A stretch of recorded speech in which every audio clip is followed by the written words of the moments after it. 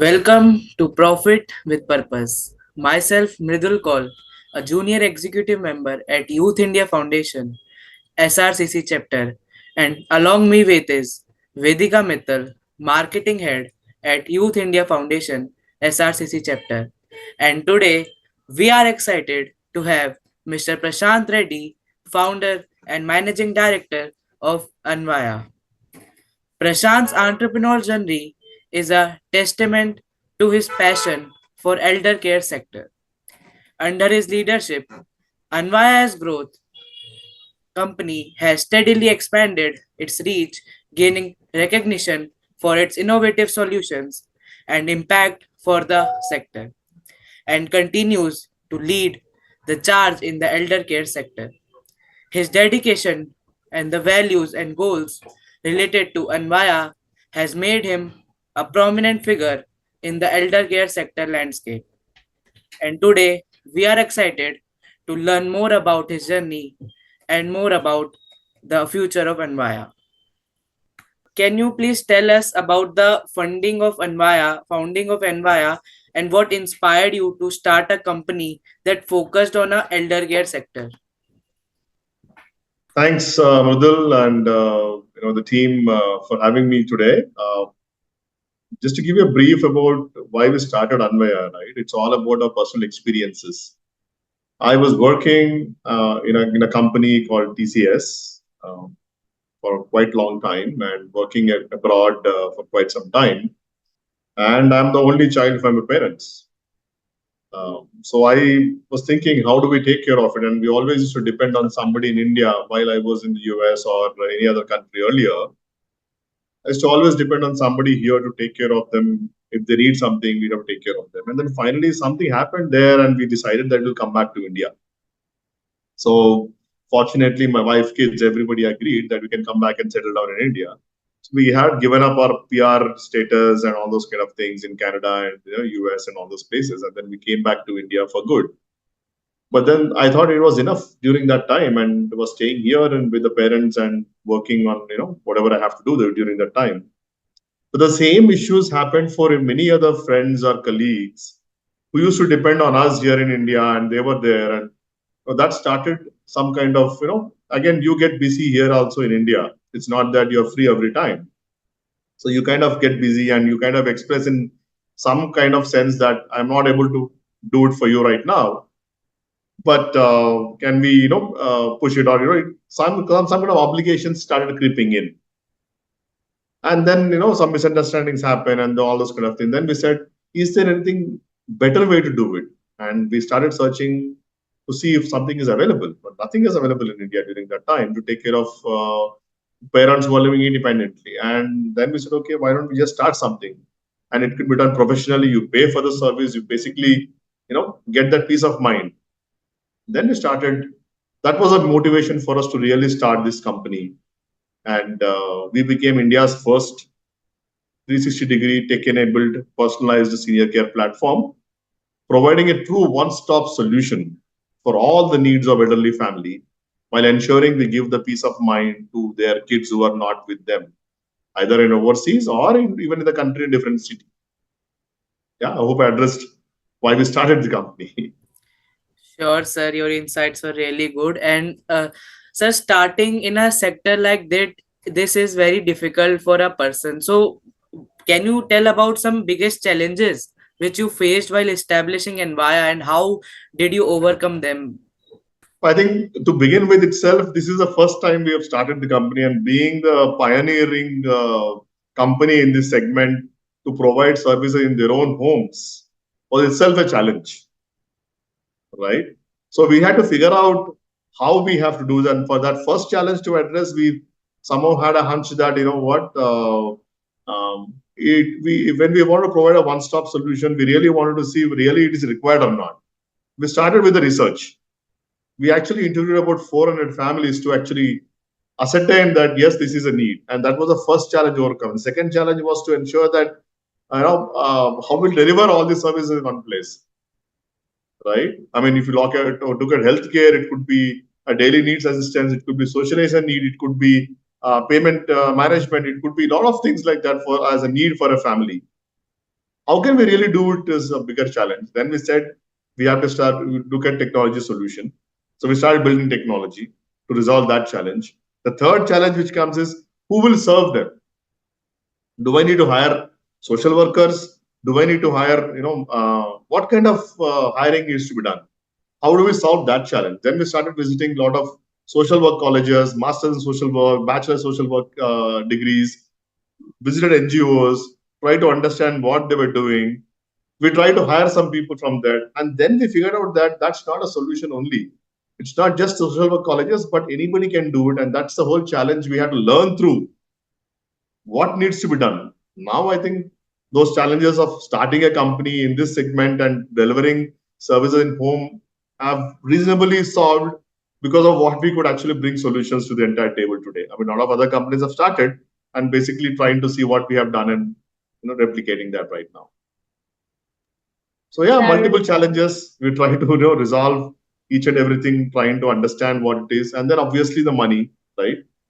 So fortunately, we had really figured out a better business plan, ensure that we change our business plan as we go along, make right pivots to ensure we are in the market even now. We started in 2016, one of the first companies in India to start in this model. So yeah, so, like we say, the challenges are the part and parcel of a business. As you grow, it becomes more difficult to conquer them. But sir, like there's one more thing, like how do you measure the impact of your services?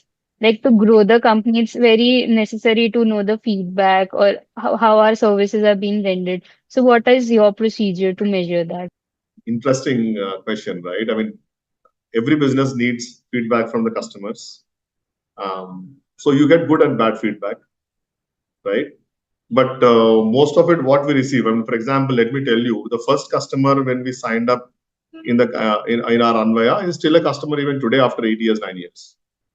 Almost in every city we sign up, they're still a customers even now. So that itself tells us that we're doing the right thing. Of course, one of the other feedback we get is you are the man Friday for our family. Okay, so you'll do everything what they require, and they're happy. And some people call us Shravan Kumar, modern Shravan Kumar, right? So these are the feedbacks which we kind of get from people. But then, of course, it's not that it's always good, right? We do mistakes. At the end of the day, being human beings, we do mistakes. So wherever our services are being delivered through our own employees and our own processes, I think pretty much we are able to generate decent level of feedback, and almost our satisfaction scores are about 4+5 kind of thing, always out of 5, right? But then one area where we always try to improve is the home healthcare services. We work with partners there, so that is some area we're trying to slowly improve. I think we'll get there. Wherever we are doing it, it's pretty decent. And the simple impact we measure is how much are we growing, how much is our retention, right? I'm able to have a good retention of my own customers, right? So that's very important. And am I able to provide the right product mix and service mix for our customers? Am I able to make their lives easier and simpler rather than complicating because of my entry into their life, into their family, right? I mean, one of the reasons why we named our company also Anvaya. Anvaya is a Sanskrit word. One of the meaning translates to family. So we basically say we are your Anvaya, we are your family, right? We become their part of the family, ensure that we take care of every need which they have, right from emergency to a simple need like I want to go out for a walk, can somebody come and take me, right? I want some groceries and can you come shopping with me, right? I want my parents to go and have good one night to celebrate their one of the anniversary, and can you arrange something as a surprise for the restaurant? We do that. Name it, we take care of it, right? Whether we have it ourselves or we have to source from somebody else, we ensure that that need is met for them, right? So that is why I think we the challenges are higher, the satisfaction is higher. At the same time, our retention also is continues to go high. I hope I address your answer. Great to hear that, sir, and a very innovative and interesting name that you gave the description. Sir, as we can see that your company mainly focuses on the senior citizens and their problems. So, what are some of the biggest challenges that senior citizens face today, and how does Anvaya help to address them? So if you look at challenges, right, I think one of the major misconception or the challenge I would say senior citizens face is the loneliness. Okay, that's one major thing which I felt when we did our research is one of the loneliness and the assurance that somebody will respond to them in the time of need. That is a bigger challenge. The second most important challenge which they face is, okay, I mean, we always think that healthcare is the challenge, right? But healthcare is not the challenge. Healthcare is available today. Which healthcare provider to go to? How do I get to healthcare is a bigger challenge, right? So that is something which we've seen as our thing. And the third challenge which I have seen elderly to face today is the spam and fraud which is happening with them, right?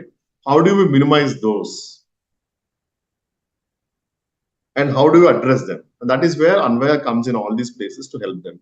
And that is why we are saying it's a true one-stop solution. I mean, you look at solutions where we integrate our payment management solutions, where they don't have to really, I mean, I'm sure you all know most of the elderly, even for that matter, I'm sure you youngsters might have done that issue, saying that okay, I'll give my ATM to a card to somebody else, and then give a pin, and then say go withdraw money and come, which is the first step for spam and fraud, right? So in elderly, it happens majority because they don't want to go out and stand in the queue of an ATM or go to the bank and all those kind of things, right? How do we minimize that? We have solutions for that. Okay, so that is minimized. Similarly, can I have that assurance that somebody will come and help me during emergency?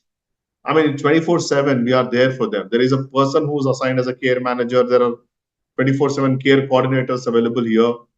The moment the call comes in, the moment the information reaches us, we have been able to solve that challenge of there ensuring that the response time to action is an average of 3 minutes today for us. Okay, so we respond to them and initiate the action to help them in emergency within 3 minutes of the notification to us. So which is what bringing them peace of mind for the kids and for the kids who are living away from them and them also. All this is something which we kind of address them to help.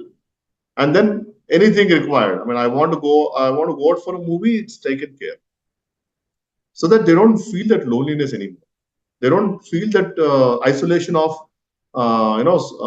from the isolation from the social communities, right? If you want to attend a marriage today at your homes, most of the old elderly people will probably say, it's okay, I don't have to come, you guys go and come.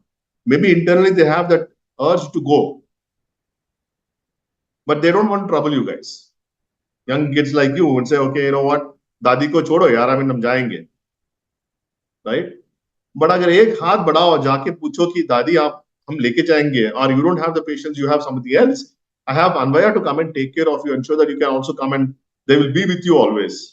That's a big, and they will be delighted. And we have seen so many delight happen in the last 8 years, 9 years, right? So yeah, I think Like challenges are there, but also, then we are all trying to solve them, and we're also learning every day. I mean, every chronic disease management is a challenge.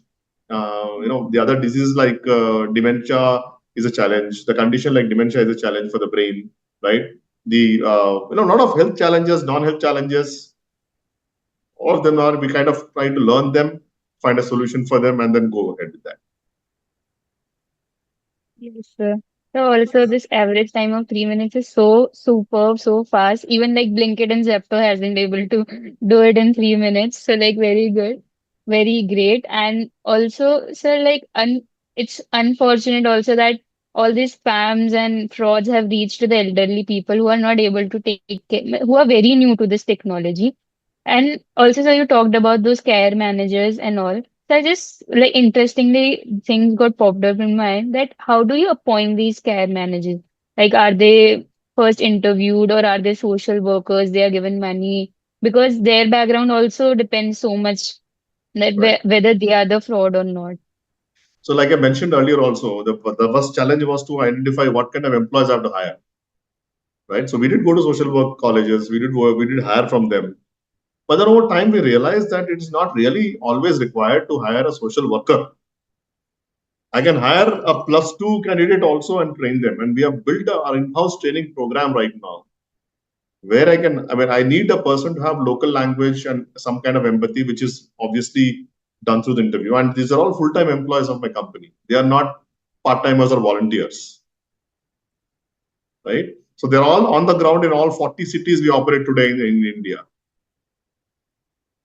Okay, these are full-time employees who actually are vetted through our background process, interviews, and then training program for close to 2 months, and then deployed on to the care manager jobs.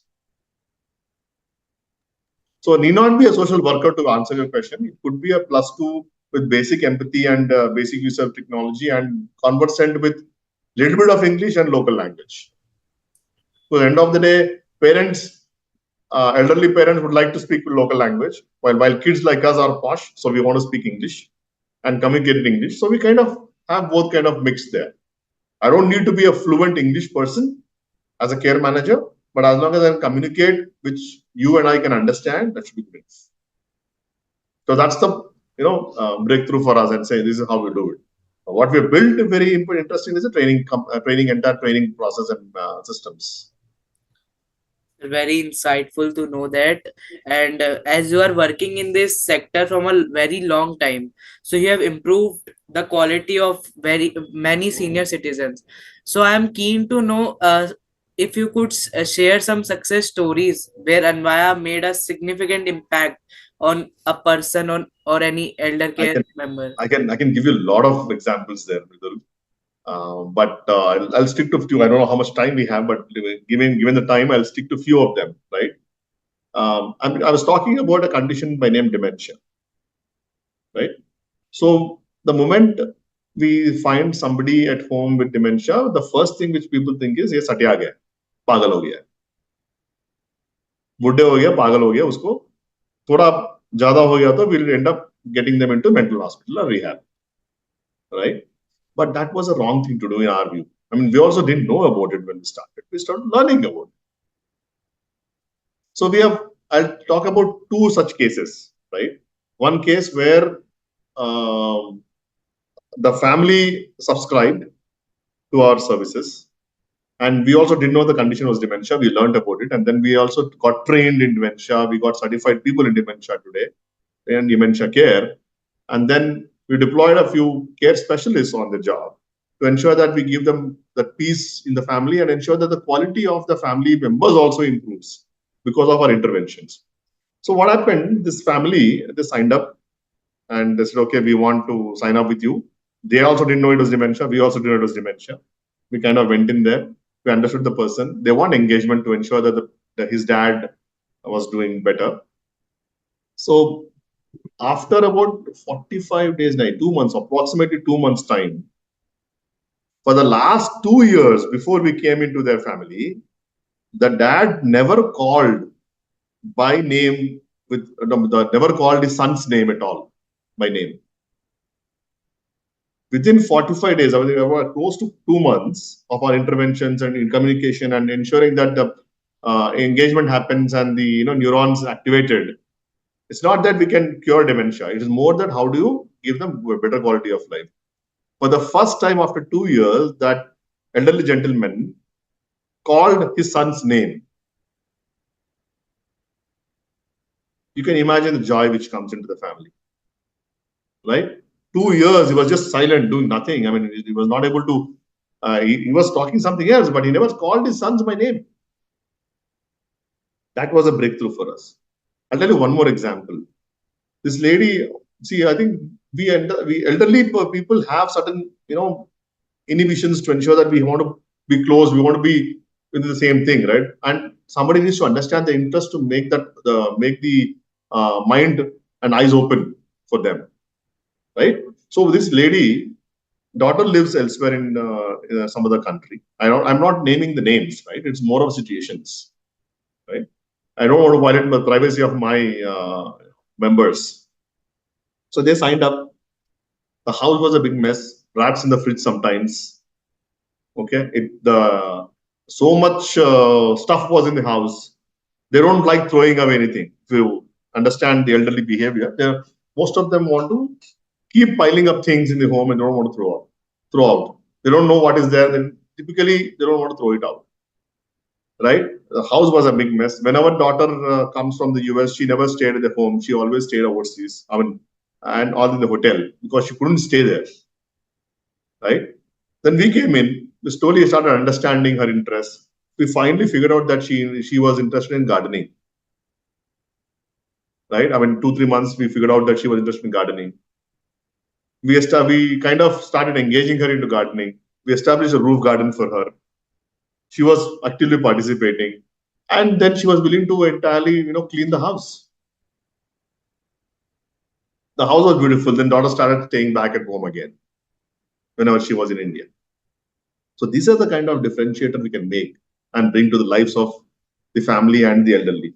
Not that I think another important aspect to the first customers who signed up. So he himself is a physiotherapist. Okay, his dad had knee surgery. He was on a bed, not moving at all, and he was on the bed taking care by bed sores and all those physiotherapy happening, but nothing much happened.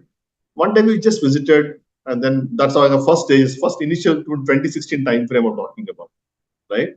So we visited there, we were talking, and somebody told in the family, his son or the elder son or younger son told in the family saying that my dad used to be very active when he goes out and talks about he knows that place, this place very well and all those things. Then I spoke to the uncle and said, Uncle, ab kya karna chahiye? Bahar jayenge? He was excited. His face changed. I said, every week, let him go out. It's okay. He doesn't have, he doesn't need to walk. Okay. But let him go out in the wheelchair in the car. So we started arranging that every week, every alternate day or every week he used to initially go outside.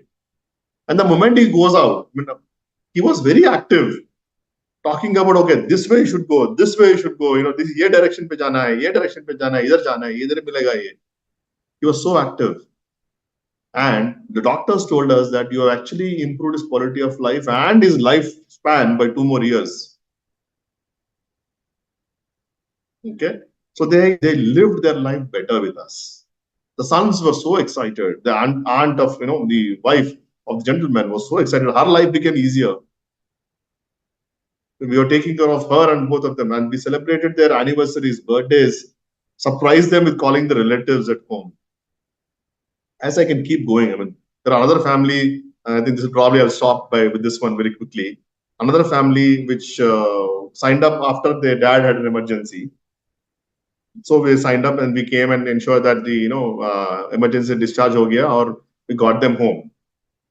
After getting home after 1 month or so, again there was an emergency middle of the night around 11 o'clock or 2 o'clock, I think. No, it's 2 a.m. in the morning. Then obviously, like I said, within 3 minutes the response happens, and the ambulance went there. Maybe took around 10 minutes for the ambulance to reach there and all those kind of things. Half an hour they were in the hospital. Emergency was handled well, right? And then there was a caretaker at home, and this care manager took them to the hospital and ensured that the treatment was started for his dad. While the treatment was going on, 7 o'clock or 8 o'clock in the morning, his mom suddenly collapses at home. Another emergency triggered in the same family. Can you imagine 2 emergencies at the same time? The backup care manager, who was our employee, again, got triggered, goes there, picks up his mom and takes her to hospital immediately. You and I can't do it ourselves because we have a system process around. We know how to do it. We have done that. And that is the kind of differentiator we are creating. And both were saved. They both came back safe. Okay.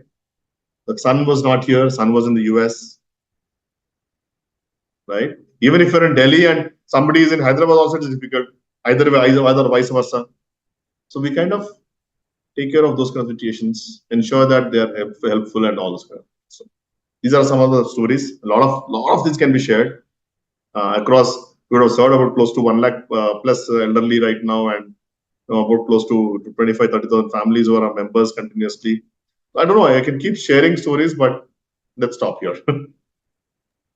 Such a heartwarming stories. I know there are thousands of like that and more and more it will come. Like such a great thing that you're doing. Sir, also like whenever you start a business or anything or like any team, the main focus of the managing director or the founder is to keep that vision intact.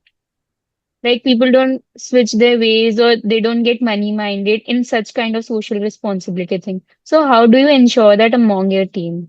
Yeah. So I think what we defined as a company is, very clear vision that we have to be senior citizen friendly, and we build senior citizen friendly states and cities and what are the country at the end of the day, right? What do you mean by senior citizen friendly? Okay. Whatever is in our hands, at least we have to do that. And that was a thing, and we defined our own value system in the company, which we defined HEPT: honesty, empathy, patience, and transparency. Okay.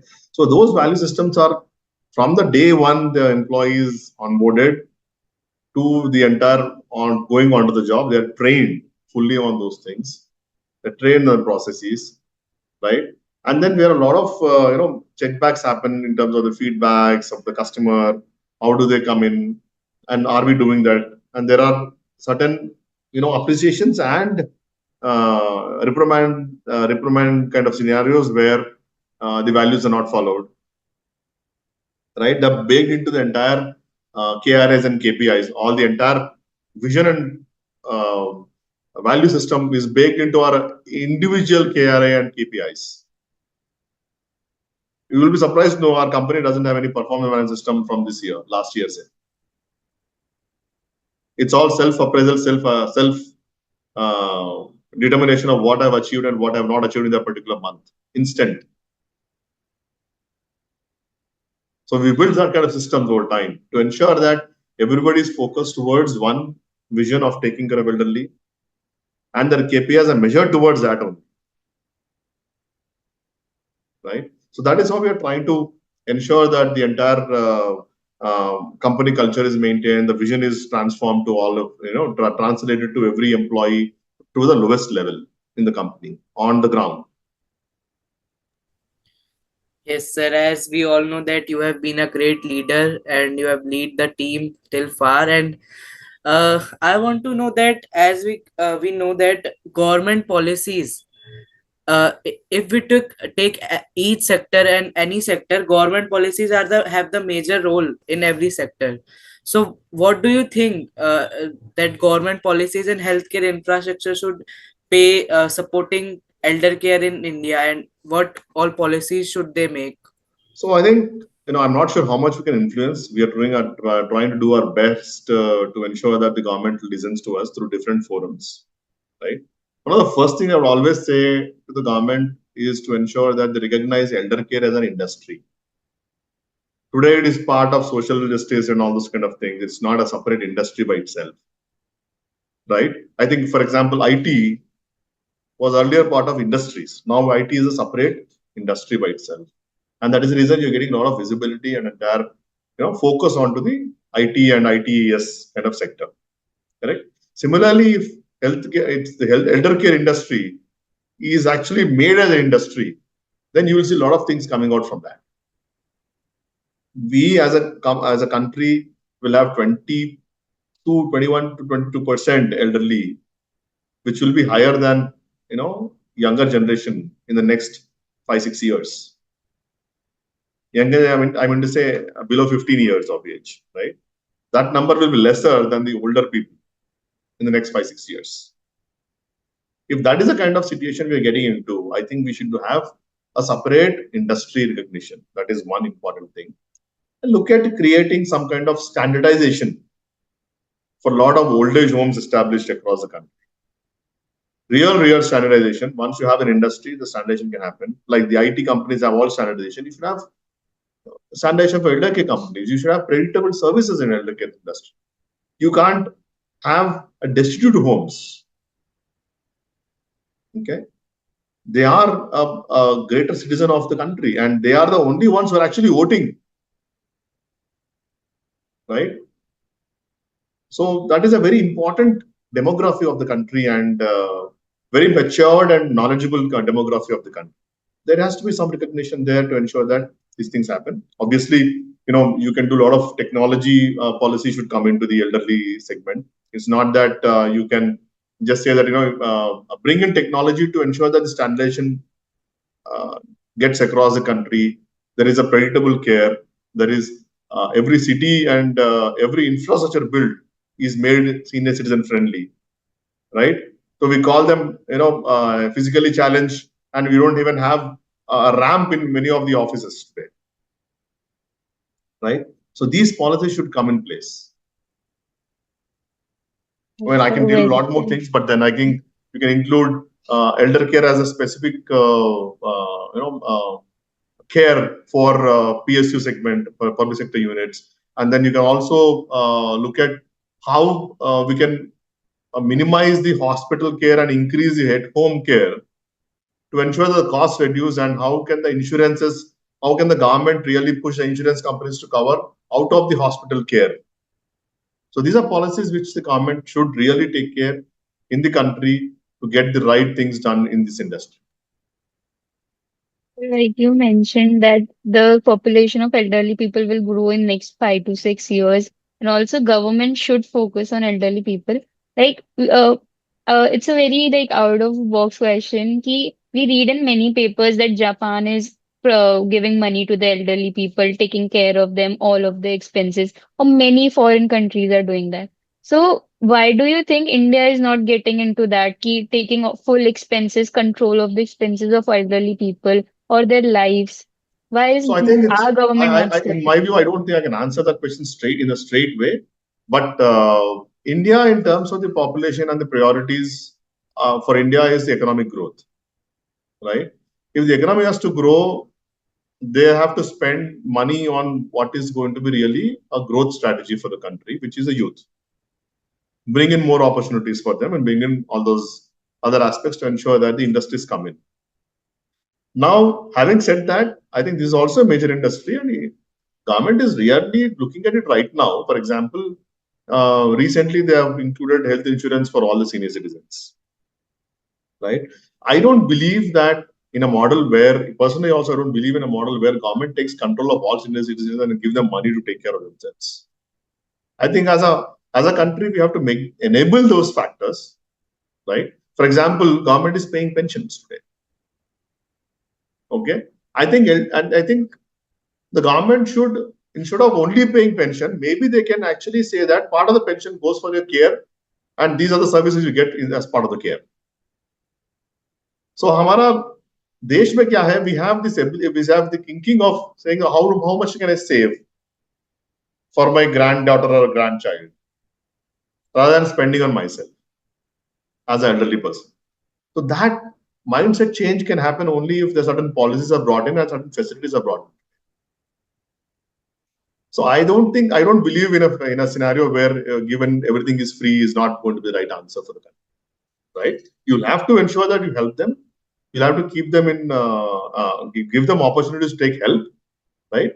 You'll have to create opportunities for people to serve them better, okay, and create policies to encourage usage of these facilities.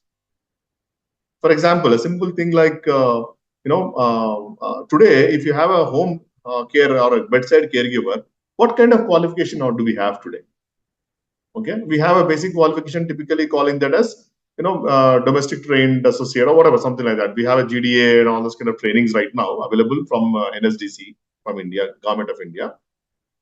But then, if that is recognized as an industry, then you have and create that as a respectable job.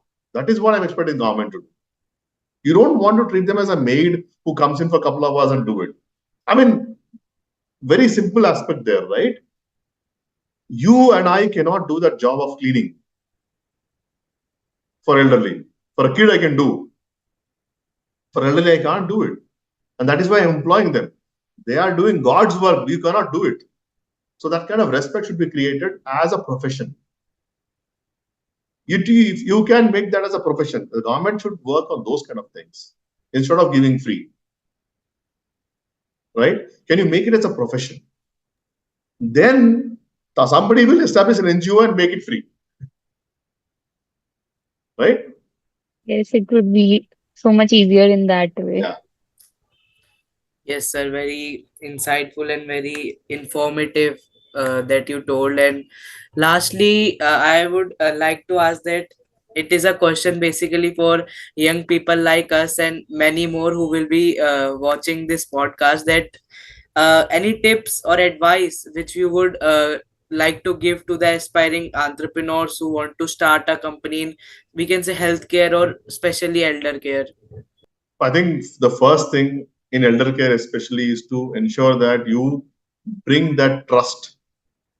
How do you bring that trust in elderly care industry for the people, right? So, which means that you don't commit to what you cannot deliver. If you commit, you ensure that whatever it is, you ensure that you deliver it. So that's the first thing I would say in the elder care industry. Don't just make noise and not deliver anything. Okay? That's a very important aspect in elderly care. Establishing that trust. Second most important thing is having patience. It's not like any other startup. If you're in elder care industry, the startup is different. The kind of thing you have to do is totally different. So you will have to be very patient. It's not like I can raise 10x kind of money and then run a company and do something different. No, it's not going to be working like that. It is something which you have to have patience in place. So there are two important aspects I would say if somebody wants to get into elder care industry. And obviously, the third important thing is how can you use technology to not be invasive or overwhelming for the elderly. It should ensure that the technology which you build should help them do better without having them face a challenge of using the technology. Yes, sir. Very informative to know that, and I can assure that today I am leaving here from many new learnings and many new thoughts that I haven't earlier discussed or thought about. At last, sir, I would say thank you, sir, for taking the time to join us for the interview. Your insights were very truly inspiring and left us with a fresh perspective on entrepreneurship. It was a pleasure to learn from your journey, and we are grateful for your valuable contribution. Thank you, sir. Thank you, and you're welcome. Have a great time Thank you so and become much, an sir. entrepreneur soon. Thank